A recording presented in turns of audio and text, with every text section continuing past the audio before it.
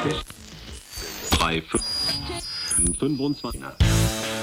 this episode, Ed volunteers to have his Thai critiqued by linguist Stu Jay Raj. So if you're curious about the Thai language and want a close-up lesson in precision and technique, you'll love this episode of the Bangkok Podcast.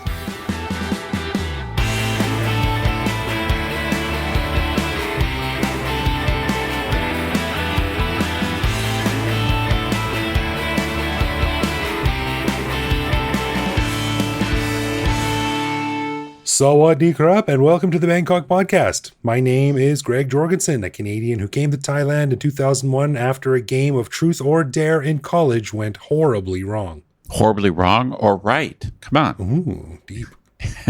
And I'm Ed Knuth, an American who came to Thailand on a one-year teaching contract 22 years ago. Fell in love with half of all Thai people telling me how clearly I speak Thai, and the other half not understanding one word of my Thai. So I never left. The most frustrating part about that is even if you averaged it out, it wouldn't change. It'd still be 50-50. Well, it's a fascinating conundrum. I never know if I'm going to be understood perfectly or not at all. We want to give a big thanks to all of our patrons who support the show. Patrons get our ad-free regular show a day early, behind-the-scenes photos of our interviews, a heads up to send questions to upcoming guests, and access to our Discord server to chat with me, Greg, and other listeners around the world.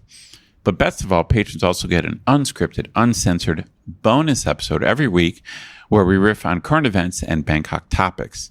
On this week's bonus show, we chatted about the huge number of Russian tourists heading into Pattaya, some ongoing crackdowns on weed vendors in Bangkok, a few interesting stats on our show from Spotify, and how much fun we had at our meetup last week.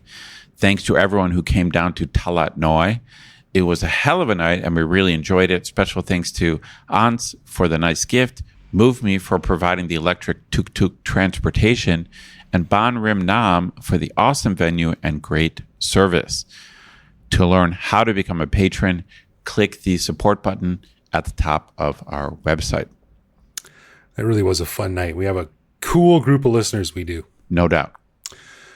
Right. Well, before we get started, I want to send a quick message to listeners who are tuning in from outside of Thailand. Now, we're working on a listener contribution show for the end of the year. So if you'd like to be a part of that, head to bangkokpodcast.com and click the little microphone button in the bottom right. Leave a voicemail and tell us what you miss about Bangkok. I want to stay away from generic things like Thai food because we can't really do anything with that.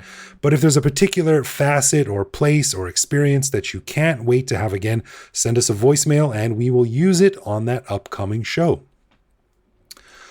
All right. So on this episode, Ed gets some help in his 20-year quest to improve his Thai from our resident Thai language expert, Stu Jay Raj.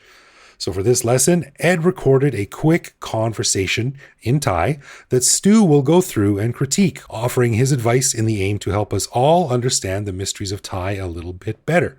So here is Ed's conversation and Ajahn Stu's sage guidance on a lesson that we will all learn a little bit from.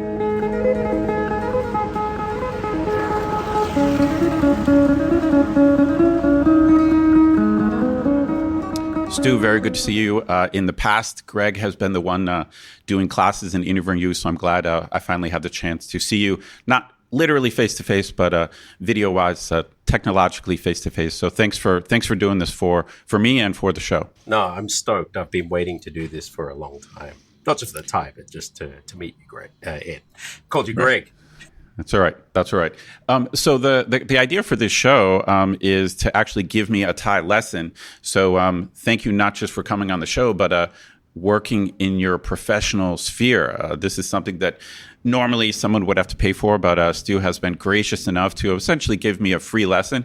And we thought it would be good, not just for me, but for our listeners to get a taste of what a high-level Thai instruction is like. So in order for the lesson to work, Stu asked for a sound sample, a conversation sample of my Thai. So what I did is I contacted a friend of mine, a Thai woman named Anna from Lampang. So I'm just going to call her Anna from Lampang. And she was nice enough to record just about a 3 or 4 minute conversation. her and I chatting in Thai, me doing my best. And then I just sent that to Stu for him to give a listen to, and he's going to use that as the foundation for our lesson. So I also want to thank Anna for lending her conversational skills to this lesson. So anyway, so Stu, you've listened to the conversation already? Yes, I have, Ed. And I just want to, I don't like using the word lesson for this. Okay. Okay, it's a lesson. There's going to be learning from it. This is a feedback session. I do this with people of all walks of life, many military personnel, many people say from the US military where they've done the DLPT, Defense Language Proficiency Test, and they need to do it each year. They may have gotten really high marks, but they still need to tweak things. And there's a gradient. I even do this with native Thai speakers who maybe have lived overseas for a long time and come back to Thailand, and it's just about rejigging some things. So, and depending where your level is, so it's a lesson, but it's more basically an interactive mirror. And hopefully the things that we get from this are really going to have a profound effect on the way that Thai lives in you from now on. I hope. Now, I've mentioned to you this already, and I think I've talked about it in the past on the show. Every expat in Thailand, every Farang in Thailand, we have our own unique Thai story. And my basic story is that when I first got here, I didn't know I was going to be here a long time. I thought I was going to be here for 6 months or a year, but I still wanted to learn some Thai. So straight away, I think within the first month, I paid for some Thai lessons. So I'm trying to be a good expat, when in Rome, do as the Romans do. So I got some Thai lessons. I think it wasn't a lot. I think it was just something like 20 hours. And so straight away, within 2 months, I had some basic Thai. And then I ended up staying, longer than I expected. And I made several efforts to get serious. So again, I'm sure you've encountered this where you have some expat who comes to you and says, I'm ready. Let's do this. Like, let's go hardcore. And then they, quit after 3 months. That was pretty much that. So I think I probably did that 3 times where I'm like, I got to get serious. And I put time in, I put a couple months in.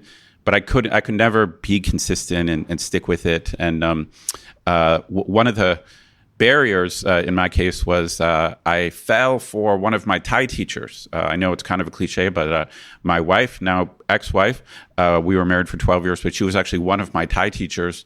And as soon as we got interested in each other, the ability for her to teach me Thai or me to teach her English, like kind of went out the window. Actually, I put a clip out with my wife about this. Many Thais, if they know that you speak Thai, they say, แสดงว่ามีแฟนเป็นคนไทยเหรอ You have a Thai partner, Thai girlfriend, whatever. And honestly, from experience, partners are the worst people to learn language from. I agree. I agree. I think it's rare that it could work. There's different reasons for it, but for one thing, relationships are supposed to be enjoyment. It's not supposed to be, lessons and tweaking each other's phrasing, It ends up like in blood. You're there to live, not to correct language and not to be a dictionary. That's right. So that's right. And you'll find that normally one language ends up outweighing the other, and that becomes the dominant language in the That's right. And my wife had quite good English, so much better than my Thai. So that became our default language, and more or less. And I've told many people this, many other expats, that I really think my Thai hasn't improved in 20 years. And I will stick by this. I'm sure I've picked up some more vocabulary, but I've also lost vocabulary. I used to go to banks in person all the time. So I knew how to say deposit and withdrawal, but now I do it all by my app. I have forgotten the Thai words now for deposit and withdrawal. Honestly, I used to know them in 2005. I had some bank lingo and I've lost it now. This is a good segue. And I would ask you, like, Ed, this is a big thing for you to allow me to do this, and I'll never do this to somebody who doesn't ask me to do it. Now, on YouTube, given I've done it with some celebrities that have done there, and I've just sat and analyzed language. But in general, because, you have to be ready for this kind of coaching. What I would say, and you said you don't feel like you've changed in 20 years. after what we do today, look at Thai as a brand new language, because maybe you're going to start to see things in a new form. And sometimes it's a kick to the ego to think that you've already got a level of Thai. After today, maybe there's some unlearning and relearning to do. Oh, I'm sure there is. I mean, just to clarify, I have no ego when it comes to my Thai. Like I know how poor my Thai is, and it's embarrassing. I think up into about 2 years here, I felt maybe like I was a little bit above the curve for most expats, although that's not saying very much. But then, once you've been here many years, you don't really have any excuse. And so, everyone who listens to the podcast know that Greg and I spend a lot of time making fun of our Thai. Okay, so the way that we're going to do this is I'm going to play this through once, your discussion, which is absolute gold. There's so much in there, it's hard to pick what to pick. And then what I've done is that I've actually then cut out little bits that I think really, really go to show certain points that I think are going to really help you. And not just you, because these are things that are common across the board. And especially, so you're American. I've worked with many, many American, like military guys and other Americans. And so there is a certain subset of coaching that happens with Americans. And I think your Thai demonstrates a whole bunch of stuff there that's going to help a lot of people. Gotcha. Now, listeners, let me give you a heads up. So Stu's going to play, I think the conversation is only about 3 minutes, but it is a conversation in Thai between me, an expat, and then a native Thai speaker. So just be aware, listeners, you're going to get about 3 minutes of pure Thai, but then it will be broken down and analyzed. Yeah. And for those, even if you don't understand Thai, this is a golden opportunity. You can start training your ear. And I want you to listen to the timbre, the sound quality of the native Thai speaker versus Ed. Look at the feedback loops. Look at how sometimes when something isn't understood or said in one way, and subconsciously, maybe the native Thai is saying it back another way. These are all the metadata around the conversation is absolute gold as well. Interesting. So even if you don't understand the language, there's plenty of stuff for you to sit and analyze over the next 2.5 minutes. Ready?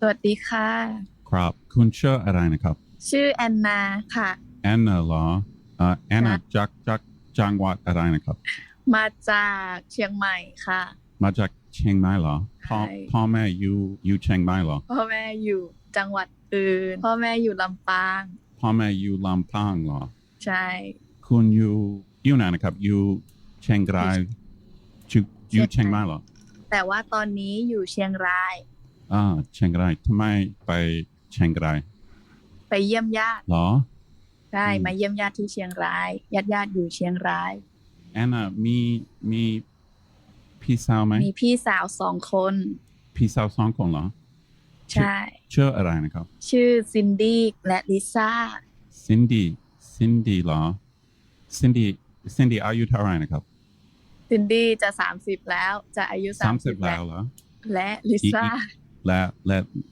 ลิซ่า จะอายุ26แล้ว 16แล้วโอเคทำอะไรอยู่เป็นนักเรียนหรือเปล่านะครับ ไม่ได้เรียนแล้วเรียนจบแล้วค่ะ เรียนจบแล้วเหรอจบที่ไหนนะครับ จบที่มหาวิทยาลัยเชียงใหม่เรียนจากเชียงใหม่ค่ะ CMU ใช่ไหมครับ ใช่เชียงใหม่ University เรียนอะไรนะครับ เรียนมนุษยศาสตร์เอกภาษาอังกฤษค่ะ เหรอ ใช่ พูดภาษาอังกฤษเก่งไหม นิดนึงนิดหน่อย นิดหนึ่งงูพาใช่ไหม งูปลาอีซี่ที่บานาน่ากล้วย แอนนาชอบมากรุงเทพหรือเปล่านะครับ ชอบเพื่อนอยู่กรุงเทพชอบไปหาที่กรุงเทพชอบไปหาเพื่อนที่กรุงเทพ อยู่กรุงเทพทำอะไรไปทำอะไร ไปเที่ยวกับเพื่อนค่ะ ไปเที่ยวกับเพื่อนทำอะไรกินเหล้าใช่ไหมครับ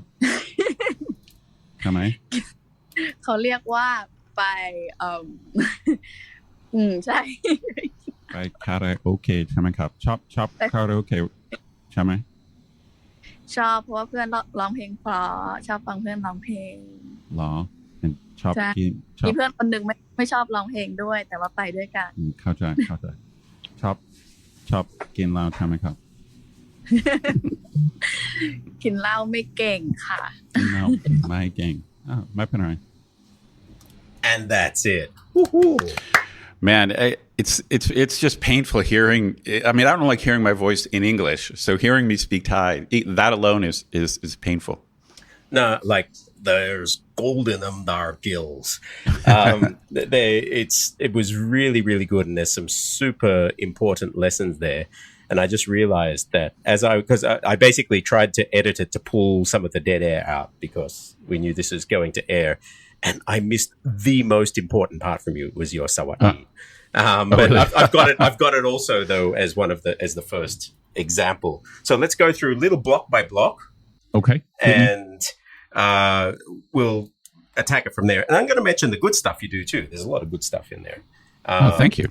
So here we go. Sawatdee krap. Okay. So did you hear that? Let's do it again. Sawatdee krap. Sawatdee krap. Okay. Okay. I can tell from that you've actually spent some time trying to control your voice to not say sawadee krap.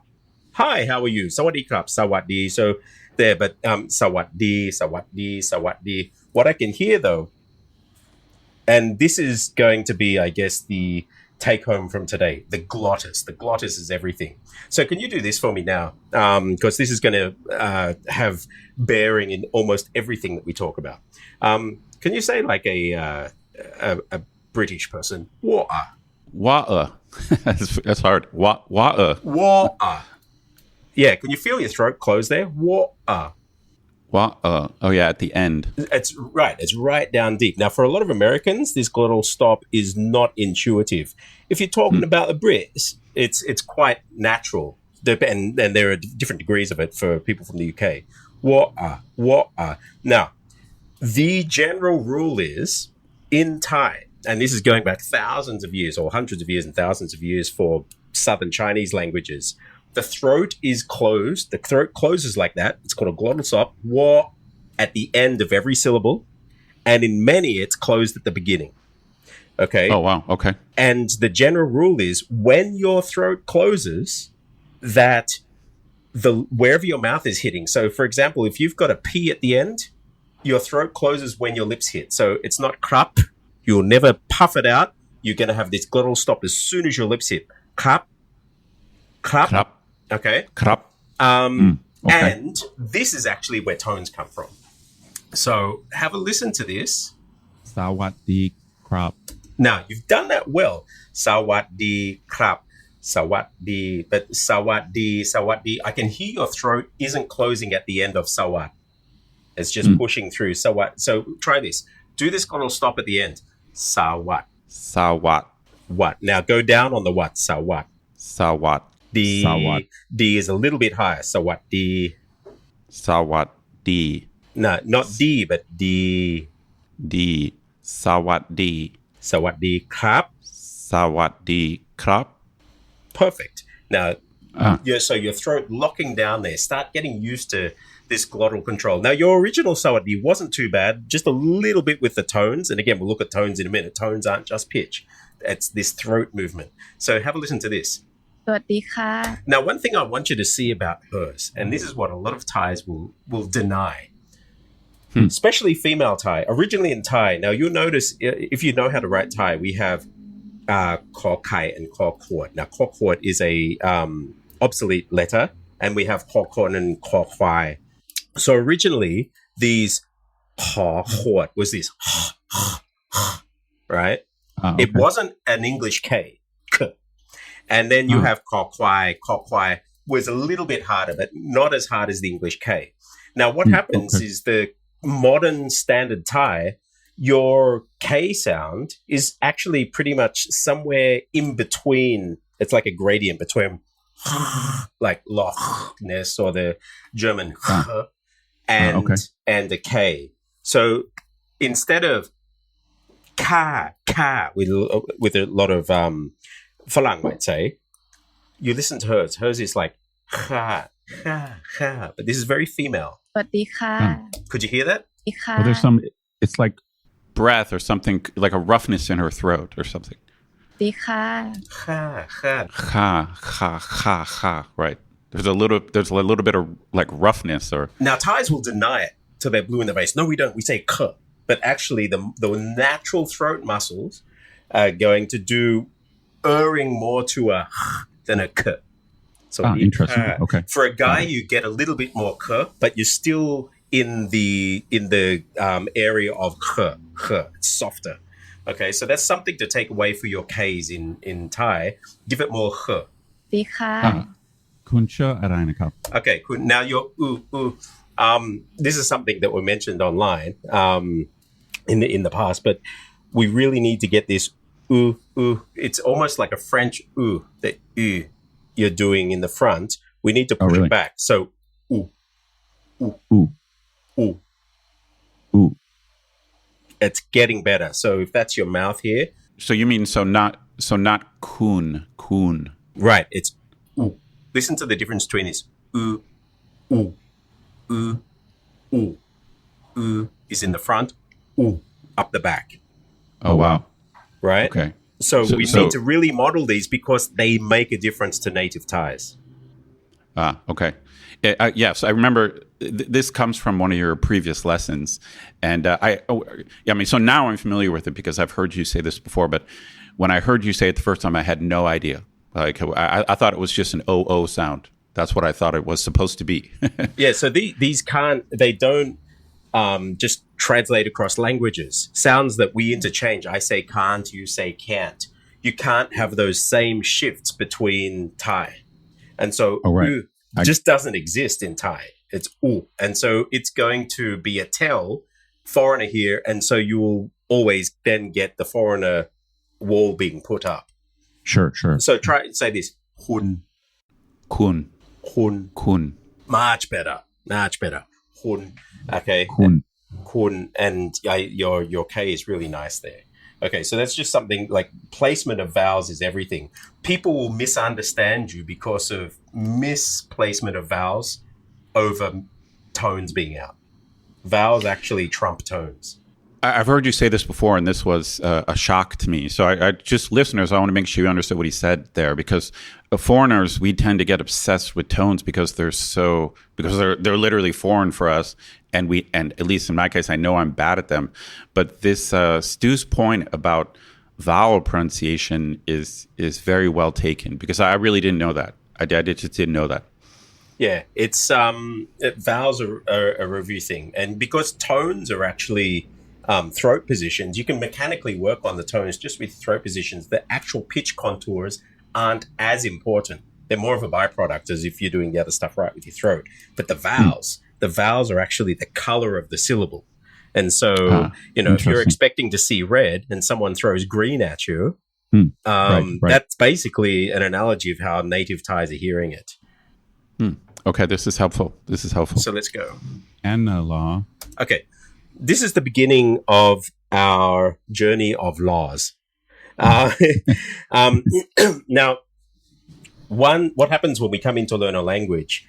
Sometimes in the beginning, even days and weeks, we'll start tuning into and start little tools that we can use. Now, one of these tools is law. You'll hear people, which means really, at the end of something. จริงเหรอ? Is that true? Right. จริง meaning true. So จริงเหรอ? Is that really true? And that's okay. And there's some circumstances when you use it. However, there is a distinct nuance to law when you would use it and when you wouldn't use it. It isn't just an all-purpose tag. It's almost like in Singapore. I just got back from Singapore the other day, and they turn you went to the shops, did you? You bought that, did you? That isn't his, is it? In English, we would have these tags fit grammatically correct. In Singapore, it's all is it. That's yours, is it? You went to the shop, is it? Right? So we know that is it doesn't actually fit grammatically. It becomes the standard. This is kind of similar. So law. But do you think law? I know that I use it too much because for me it's my placeholder. So every time a Thai person says something, I say law because I'm trying to remember something. So I think I probably overuse it. It's not only is it overused, and you'll hear it through this, but there's one other thing that we need to realize about it is one, it's very colloquial, which isn't a bad thing. It's very colloquial. As in casual, you mean? Yeah, as in casual. And the other, well, the next thing I'll say about it might put some light on it too. There is a degree of disbelief when you use the word law. It's like, really, this one? Like a doubt, like you're doubting someone. Yeah, and it could be just a playful doubt, right? But there's definitely a degree of disbelief attached to it. Now, if you were speaking to somebody that you needed to show respect to, and you threw law in there, it may be inappropriate. Oh, I didn't know that. Okay. When we say the word really in English, it depends on the tone of our voice. So really, I think it can be a doubting, but it's not always. Like, if I say like, really? Then that means I don't believe you. Right. So, for example, if I was speaking to a Puyai and they said something to me and I wanted to say, oh, really? I might say, "Lahap, lahap." And law is just one of many from lu, or. The word for lu is another one from or. Law, le, law. Any of these kind of have the same, but they're all different meanings. So, ani lu is another from lu, or not. But they will all have different shades of meaning of being colloquial, not colloquial, polite. Of course, putting the cup at the end, lahap. This is what I would use if I were in a more formal meeting or with a client or something. I wouldn't just say law. That would almost be getting a little too chummy with them. Understood. Okay. I like that. Yeah. Okay. So let's listen. Anna, Jangwat Arainakop. Okay. So this is a huge thing. You're asking what Jangwat. Jangwat is a province, right? So let's just say that word first. Jangwat. Jangwat. That's good. Your tone's perfect. So basically, what makes the low tone there is that your throat's locking down on the wat, right? So jang, you want to send your throat down and kill at the end. So Jangwat. Jangwat. Perfect. So Jangwat is a province. Now, long and short vowels, right? So in Thai, whether something's a long vowel or a short vowel, it's going to change the entire meaning. So the word for to come from or from is a long vowel, and we call it dead because it's got this vowel at the end. So say this with me. Ja. Ja. Right? Ja. Ja. Now, it's not a J. There's no such sound as J in Thai. Right? J in Thai, in English, J is voiced. So it's not voiced. It's actually coming from the front teeth. Oh, wow. It's not from where we'd place J in English. Now, a lot of people who don't learn to read Thai, they just think of a J, and so their tongue automatically goes to kind of this sides j up on the palate where we do it in English. It's not. Watch this. And so if I speak to you like this in English, it has certain connotations, right? Because I'm speaking with my tongue at the front. But in Thai, it doesn't have those connotations. So for the speaker, for the learner, it's a psychological thing to get over pronouncing these frontal fricative sounds. So say it again with me. Ja. This whole thing of putting my tongue in the front, I don't know how to make it. So, ja. Better. Ja. Yeah, ja. And the throat is closed at the beginning because it's a middle class. So ja is actually a long vowel. Correct. It's not only is it long, it's long, and the tricky thing on that now, and that you just said ja, and I heard this k at the end. If you apply that first thing that we did, the glottal stop, and push your throat down from the beginning to end, because if we know the throat is stopped at the beginning, because it's a jaw, it's a stopped throat at the front of the teeth, and at the end, it's killed with a throat stopped. That's why it has a low tone. Your throat's basically putting so much pressure on itself from the beginning to the end with this glottal movement. Ja. Yeah, Ja. that's it. So say it again. Ja. Ja. Yeah, you can really stretch it out. Ja. Yeah, it's really in the back of your throat. Ja. Beautiful. Ja. No, you popped it. Don't pop it. Ja. Ja. Beautiful. Ja. So maจาก มาจาก จังหวัดไหน จังหวัดไหน Yeah, what จังหวัด are you from? So มาจากจังหวัดไหน Let me just say this. it sounds like a totally different word than what I was saying. You know, because in my head, I think JAK, which is totally wrong. Yeah. Now the way you said it, jak is like รู้จัก to know somebody. รู้จัก. Oh, รู้จัก. รู้จัก. Which is Okay. short. Now have a listen again. Now that we've gone through all of that, have a listen to this now. Anna จังหวัดอะไรนะครับ? Jak. You can Right, hear yeah, that it's for a sure. totally different word. Short, for sure, yeah. And the other thing, the way that you've said it, even though it's รู้จัก to know somebody, in standard Thai, if you spoke Isan and learnt Thai from Isan, in Isan, what happens when these middle class are dead, they're in short like this, jak, they will actually jak, hu jak. So your jak then would be like a รู้จัก jak from Isan, not from Bangkok. I see. Okay. So there's a whole lot of things going on. You mightn't think it's a big thing, but it really throws the native speaker. Okay, so let's listen to what she says. มาจาก Do you hear that? She really... Yeah, it's very long. Yeah. Yeah, and I think she did it because she's subconsciously giving you the cue that you pronounced it too fast. Right, she's correcting my... Yeah, so you said มาจาก and she's มาจาก because she's hoping that you're going to catch on to it's actually not short. Oh, that's great. Funny. มาจากค่ะ And then I got the ha. Just wanting you to hear every time she says it, she's got this beautiful ha. ค่ะ You hear that? Yeah. Yeah, okay. So my dark. So she reinforced, Ed, it's actually dark. This is a really good learning tool to be receptive to the signals that the speaker is sending back to us. Yeah, I mean, I want to be a good listener, but I probably would have noticed that, but I would not have thought of it was significant. Now I understand why it's elongated like that. Yeah, to the point that she actually thought to tell it back to you. I think maybe, sure, yeah. Well, this is a great lesson for me. I mean, my long-standing joke is that half the Thai people I talk to understand me perfectly, and half the Thai people I talk to can't understand one thing I say. And so for me, it can be quite frustrating. I'll just be saying "liu kwa," and the driver doesn't understand me, even though I've said it 10,000 times. And so for me, it's frustrating when it works and then it doesn't work. You know, and so I want to blame the listener.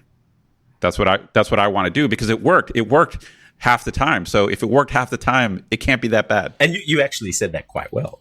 เลี้ยวขวา Well, for some reason it doesn't work, and I think there's different reasons. I mean, you have pointed this out before that Thai people are not used to many different nationalities trying to speak their language, whereas I'm used to Indians speaking English and Chinese people speaking English, and so for years I've heard what might not be correct English, but my ear is trained to figure it out. Oh yes, each and every one of them are you listening to? Yeah, I'm allowed to do that because my surname's Raj. Okay, there you go. But no, this is also, I mean, you made this point, I think, in one of your videos, or maybe it was with Greg, I can't remember. But I never thought of that either. You know, like I never realized that actually, if you're a native English speaker, you're so used to foreigners speaking your language that there's a Swedish accent and a German accent and a French accent, you know, and we're just totally familiar with all of these accents. But of course, if you're Thai, you're not going to be that familiar. It must be a nightmare for them to have a Swedish guy speaking Thai, then an American speaking Thai, then an Indian guy trying to speak Thai. It must be a nightmare for them. It's just, that's the thing. They'll often turn off and think, oh, it's going to be too hard. And that's why a lot of people convince themselves they're not going to understand even before they open their mouth. The way to get around that is prosody, is the natural rhythm. You don't need a perfect accent, but you need natural feeling prosody. Okay.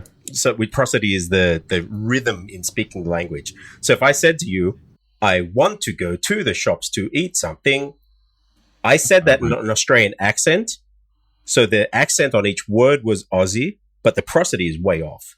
I won't go to the shops to eat something. It sounds like a computer almost. That sounds like a computer. Yeah, so prosody is king. So, and have a look at this. So that was the first bit. Have a look at this for this next little bit.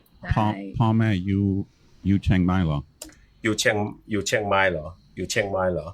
It sounds a little, even though she's a friend, the law may be an overuse of it that we mentioned before. So, พ่อแม่อยู่เชียงใหม่เหรอครับ? Or we might use the word ด้วย อยู่เชียงใหม่ด้วยเหรอครับ Do they also live in เชียงใหม่ So question, do you think, so she and I are friends, so in socially we're quote unquote equals, but I am older than her. Should I still be saying cop? What do you think? Like, you know. Okay, in a conversation with friends, probably not. In sometimes you would, if you were being polite or in a conversation like this, you know, it's being recorded. It's being recorded. Maybe I should have been a little more polite, right? Now, if we're really in Thai, like the person should probably be calling you or me, if it were me, P, because you're older. And then you would use the pronoun or just use her name back. Right. But I always err on the side of polite. And this is the other thing. I know with my Thai, I'm not a native speaker, but I feel confident in giving a presentation before a whole bunch of, you know, janitors, mailman, or I could to the highest levels and adjust my language appropriately. Sure. You want to have that flexibility in your language. If you lock into only being able to speak in one register, you're limiting yourself, and it could be potentially fatal in business. Well, you know, you and I chatted about this just a little bit before the show started. The simple truth is I learned a lot of my Thai on Sukhumvit Road. And even though I was dating my future wife, I did spend a lot of time in bars, you know, chatting with girls in bars. And I probably picked up some bad habits doing that because it's not formal and a lot of them are not university educated. So this is a good lesson to remember how you learn your Thai probably affects, you know, other Thai people might be able to hear that in my Thai. Totally. Stu, before we move on, I've had a problem, or Thai people have corrected me before when I say Chiang Mai, because I want to say Chang, like Chang, but that is not correct. Any Chinese speakers there, you would know the word Cheng, meaning city, like Chengdu, and which comes from, and if you speak Hokkien or any of these, you would have this palatization, just like in Russia. So palatization means basically you're throwing a y sound. Can you do this? Yeah. Can you feel your tongue flatten out and then sort of like almost like a manta ray going across the roof of your mouth? Yeah. Okay. Right? Yeah. This is called palatization. We have this in Russian and Slavic languages. So you'll have like a t and a t that have the palatized version. Palatization is everything, to the point that in Thai, every letter has a palatized version. So every vowel, So we have I short, E long, E palatized, I reverse and closing up. So E, I call them stretchy, these palatized ones, and I. So Chiang is So Chiang. That's it. Just think of it as this palatized. So there's no A sound. Not at all. Chiang. It's Chiang. Yeah, it's a palatized I. So Chiang. Don't think of an A at all. Chiang Mai. Chiang Mai. Mai. Oh wow. And it's Mai. So when you say the word Mai, because it's got a Mai egg and a hoheeb there, it's a low tone, right? So subconsciously, when you're getting to the end of that Chiang, I want your throat to drop down, like really hard, almost like there's an anvil attached to it, before getting it in preparation for the Mai. So watch this. Look at my throat. Chiang Mai. Chiang Mai. Chiang Mai. Chiang Mai. Good. Chiang Mai. And your throat's just pushing it down, which is the actual function of the Mai egg. The Mai egg means push your throat down with pressure on it. Gotcha. I got to say this. It's this type of precision, which I think you are known for, you're famous for, is just very useful because it really hits hard when you realize you've just been saying the wrong word. Like in my head, I think I'm saying the right word but mispronouncing it, but actually I'm saying the wrong word because I have it visualized in my head. You know, I have it visualized in my head as Chang or something like that, like Chang. I think it's Chang, like Mr. Chang from China or something. You know, so I'm not really even saying the right word. Well, in a minute, we're going to be hearing something else too that comes at the end of that. Have a listen to this. So let's move on because we've got another one. Sure.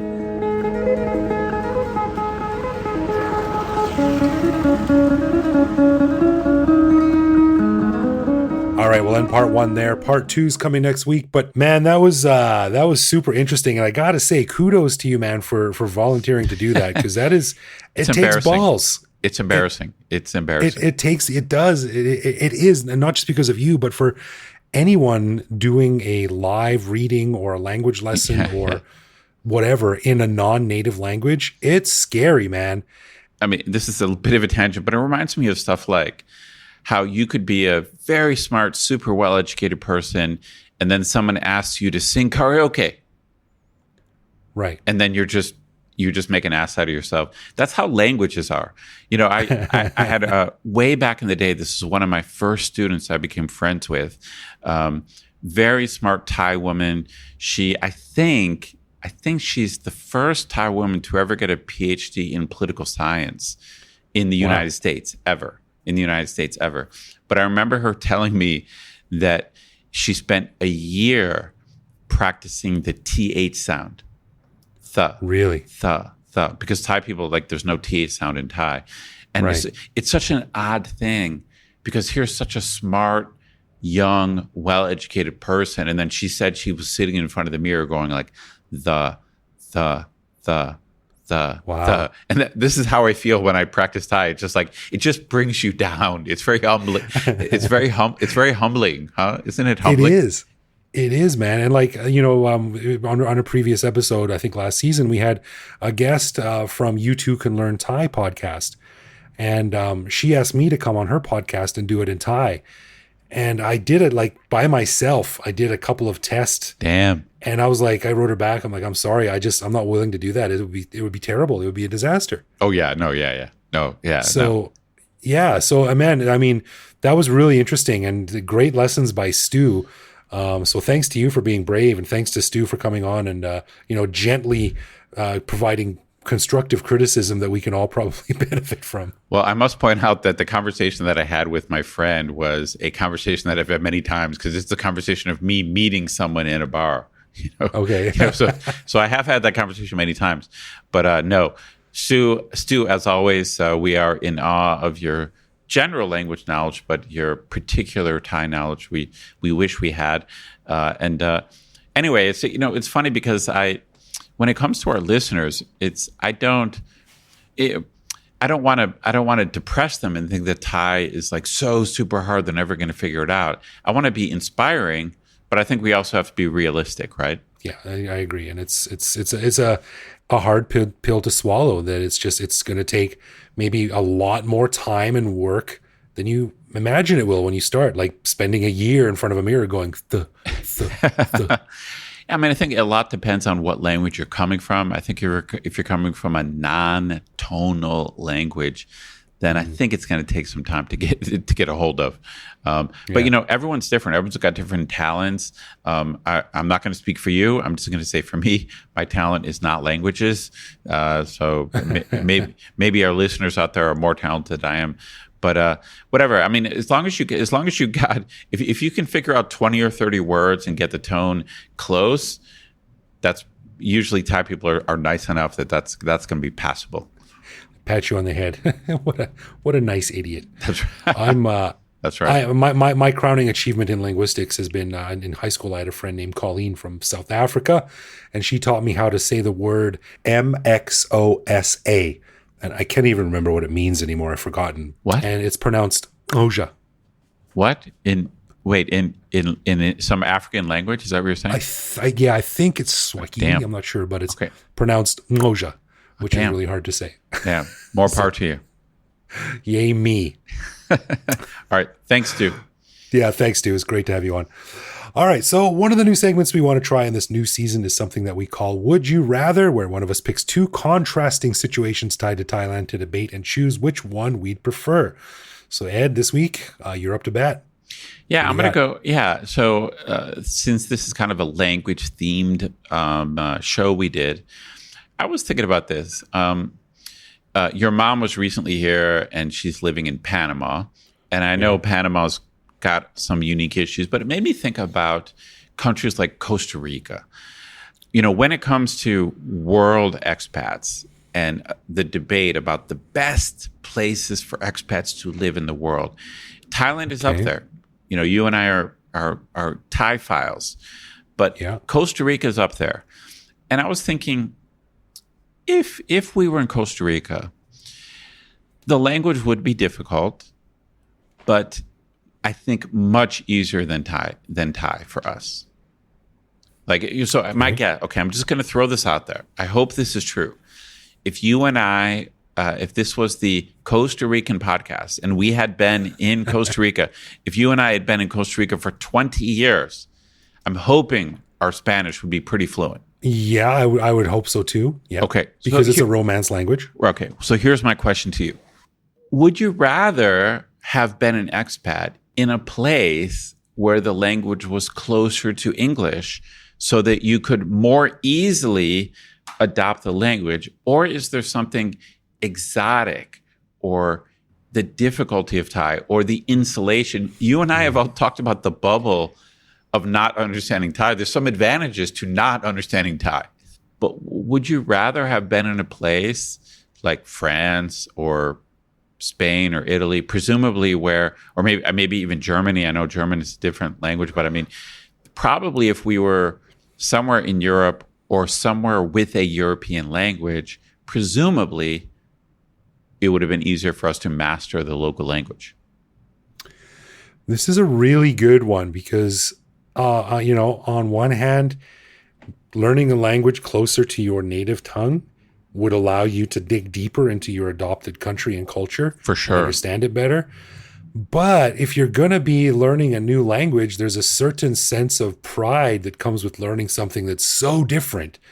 You'll talk to like an Italian who also speaks French, and they're like, it's not a big deal because they're so different. Similar. Right. Like, who cares? But who cares? Dude? Man, that's an interesting one.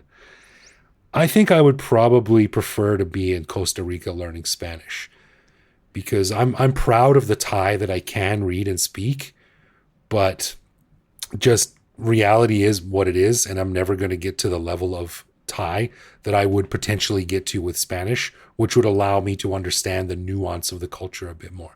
So I would probably prefer to have a language closer to English. Just randomly ended up in Costa Rica. This one, I appreciate your take. And this is, to me, it's like when I thought of this question, I think it's such a tough question because having you and I have friends with good Thai, and they talk about how having good Thai has really enriched their experience here. Like, no one, I've never met a foreigner whose Thai is better than ours, who has said, dude, it's not worth it. Like, you don't want to go down, don't study, don't go down this route. It's really your way. It's not like that. It's like everyone I know who speaks Thai well, they're like, dude, this opens up so much more. Like, it makes life so much more interesting.